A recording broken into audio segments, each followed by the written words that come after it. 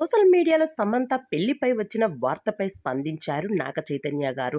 సమంతకి ఉన్న గుణం అలానే మంచి మర్యాదకి మంచివాడు దొరుకుతారు. కానీ సమంత ఎందుకు తొందరపడుతుందో నాకేమీ అర్థం కావడం లేదు. ఇదే తొందరపాటుతో నన్ను వదులుకుంది. జీవితాన్ని పాడు చేసుకుంది.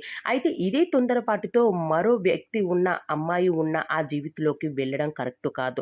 ఎందుకు అంటే ఆ అమ్మాయి వచ్చి నా భర్త నాకు కావాలి. నా భర్తతో నేనే ఉండాలి అని ఏమాత్రం చెప్పినా అప్పుడు సమంత ఎటు వెళ్ళడానికి కూడా దారి ఉండదు. అందుకే ముందుగానే తనకు నచ్చిన అబ్బాయి ఎవరైనా ఉంటే మంచివాడిని చూసి పెళ్లి చేసుకుంటే లైఫ్ లాంగ్ హ్యాపీగా ఉంటుంది. అంతేకాని మరో అమ్మాయి ఉన్న జీవితంలోకి వెళ్ళి ఆ లైఫ్లోకి వెళ్తే మళ్ళీ జీవితం అనేది మూడనల్ల ముచ్చటగా మారిపోతుంది. కానీ తనకి ఎంత చెప్పినా అర్థం కావడం లేదేంటి, అసలు ఆ అబ్బాయిలో ఏముంది, వేరే అబ్బాయిలో లేనిది ఏంటి అసలు అంటూ చెప్పుకొచ్చేశారు నాగ చైతన్య. ఒకసారి తన జీవితం ఏమీ కాకుండా మూడనెల ముచ్చటగా మారిపోయింది. మరి మళ్ళీ అదే జీవితాన్ని కోరుకోకూడదు.